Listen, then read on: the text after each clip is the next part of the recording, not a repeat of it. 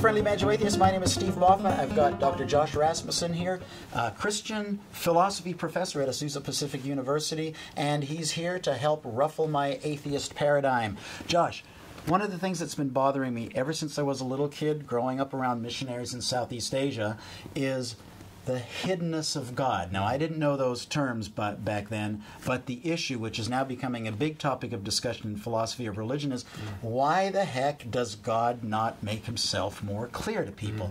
The scriptures, Psalm 155 says, God draws nigh to all who seek him truly, and there are loads of passages in the holy documents of Christianity which say that those of us who seek will find your God. And I'm saying empirically, like between you and me and the internet, did the scriptures kind of blow it on that point? Because it sure seems empirically like that is a false statement, right? You've got seekers, honest seekers who become Taoists, who become animists, who become atheists. There are people in the church itself who struggle. They desperately want to believe in God. I went through a long phase in my own life where I wanted nothing more than to have strong faith in God, and I couldn't do it.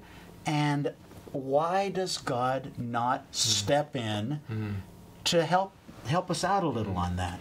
Yeah, well, seeking is a process. There's that, and there's also many aspects to it. So, I mean, I can relate to your experience. I remember when I was kind of wondering if God exists and asking God for a sign. I asked God, just move my ceiling fan, then I'll know that you're there. And my fan didn't move, and it was like, okay, well, God, yeah, that now I can't even believe in you because surely you would want me to believe in you. So there's my argument for atheism. This problem of hiddenness. So that's a really important problem.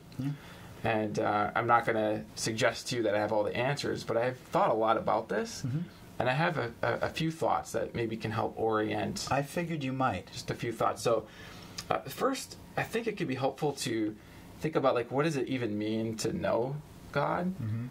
And I think it's helpful to think of that in terms of how we know each other, right? So the way that I know you is by knowing your attributes. I know how you're appearing to me, right?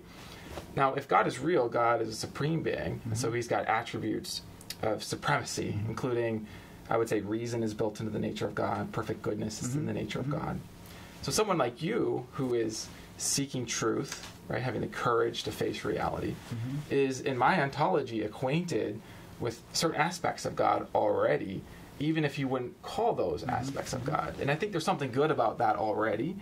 Another part of it is that there's something about discovering something in layers that is interesting, valuable, fun, and causes us to appreciate what we're discovering. So, I mean, think of the alternative. Imagine that God were maximally obvious to every person at every time. Then there would be no room to seek God or to discover God. And it's interesting because when I met my wife, before she was my wife, I liked her. It was like at first sight.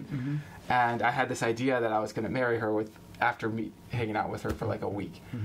And so I came up with a scavenger hunt that was going to lead to a marriage proposal. And I put in the clues. After a week? Yeah, after a week. I didn't want her to find it right away because I didn't even know if she liked me. So this may be a little extreme, but I was pretty interested in the possibility. And so I put in the clues. And it was interesting because as the relationship progressed, she began to discover these clues that led to other clues. And it was cool because it gave her the opportunity to seek me and to discover that relationship. But it didn't happen right away. Okay. Right? So I get how that works in the example that you've just given, but how does that apply to the Tibetan nomad who really, this isn't a game, this is serious. They're concerned about surviving the winter and their yak's not dying, and they may very well die during this process that you've described. Does God want to keep people in a state of suspense? It seems to me like if God existed, he draws nigh to all who seek him truly. Everyone who really wants to believe would immediately, I think, be in a state of belief. Why would God want to keep you in a state of unbelief if you really want relationship with him? So let me just get clear. So what is it about the immediateness that why I think it would be immediate? It would take away from this opportunity of pursuing and seeking and discovering more and more layers of God. Like, why does it all have to be immediate? Because right now I'm ready, able, and willing to enter into a relationship with God. Does God want to have me keep living in a state of unbelief and unforgiven? No relationship. And right, no relationship. Okay, right. there's the forgiveness, there's the salvation, there's a host of things related here. Right. Let me just say, I was talking to William Lane Craig about this, and he said, Steve, God's not done with you yet. Yeah. And I thought, oh, that's a good thing. And then afterwards, I thought, I missed an opportunity. Why wouldn't God respond to me here and now? I'm ready, able, and willing for a relationship. Well, sure. So maybe God is. So maybe you are in certain aspects of relationship with God, right? I mean, I actually think that God would be happier with an atheist who's related to good, related to reason. These are aspects of God, without also realizing that those are aspects of God, than somebody who believes that God exists and is unkind and isn't related to reason or good, right? So what I'm suggesting is that there are layers and layers and layers of beauty, truth, and goodness within the fabric of God, and that corresponding to those layers are layers and layers and layers of relationship. And so perhaps we could say right now, in this moment, you are drawing near even to certain aspects of God, though you wouldn't use that language. But I would be happy with that language. So a big elephant in the corner here is salvation, right? Can what you've described thank you for agreeing that atheists we can have a spiritual side, and you even call it a relationship with God. Perhaps we're anonymous Christians, but or anonymous believers anyway, can that give us the salvific belief states that we apparently need to get the goodies after death? Yes, after death. Death. So what is salvation? What is that? Now, I think it's going to heaven. Yeah, going to heaven. So the Greek word there is sozo. In my understanding of that, it literally means wholeness, right? And so there's this idea that eternal life, salvation, is something that is present. It's something you enter into now. And perhaps, and this is controversial, but perhaps there can be degrees of this, degrees of wholeness and layers of wholeness, so that it's degrees of salvation. Degrees of salvation in the truest, most literal sense of it. Rightness with God, rightness with God's nature, which includes reason. You're reasoning well, and so you're related to an aspect of God, an important aspect that guides your life, makes your life better. And so I don't really think in terms of getting this sort of magic ticket. Like, I have to go through these hoops, touch these things, and believe these things, and I get my ticket, and then after I die, I get to have the salvation. I think of salvation as more of a present reality that begins with relationship with God, where that relationship with God is fuller than mere belief. Well, I have to tell you, this is encouraging, it's refreshing, it's also way different from, I think, what the vast majority of Christians in America believe. It's certainly very different from what I grew up believing as a Southern Baptist. And I'm not saying it's wrong, but what's the downside of just saying, well, the hiddenness of God is explained by there not being a God? I mean, is that at least a reasonable position to hold? Like, is the data of experience and observation, does it compel the honest person to believe in the Christian God, or is there room for reasonable doubt? J.L. Schellenberg, the Canadian philosopher, calls it non-culpable. Right, non-culpable non-belief. Yeah. It basically means I don't believe, and it's not my fault. Yeah. I mean, how does that fit into your story? Well, I mean, when I was asking God to move my ceiling fan and it didn't move, and my belief in God just dissipated. I mean, that wasn't the only event, but a number of events led to that.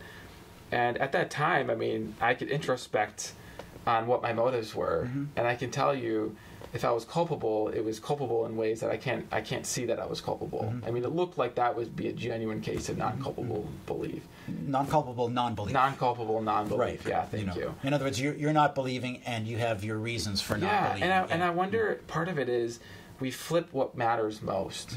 It's like we have this tendency of emphasizing certain things that maybe bring us security, like people who believe like we do, or act like we do. But maybe what matters most is what people who have near-death experience say that being of light tells them, which is love. Okay. And this is really, I think, the core of the Christian message, and this is the core message that Jesus brings. It's love. Yeah. Well, you know, what I'm happy to be getting out of this is I'm still feeling like the non-existence of God is the best account for the hiddenness of God. We have to look at the cosmological argument from design then. That's another... Exactly, Sure. exactly. So there's a lot more to this issue than we can scratch the surface on. But why don't we take a minute and go to our closing statement? Sounds good. Okay. Very nice, Josh. So, in summary, what we agree upon is that I think that the hiddenness of God is best accounted for by the fact that there ain't a God. But what we agree on also is that the salvation as a ticket to heaven view is a little bit oversimplified. There's a lot more nuance. There's layering to the Christian account, the authentic Christian scriptural account of what one must do to be saved. And that's, I think, a fair statement of what we agreed upon. And there can be layers to relationship with God. So that Steve actually has a relationship with God right now. He just doesn't know it. Wow. Thank you. Okay. I don't think that's true, but I don't have any problem with it being true. So thanks for saying that, Josh.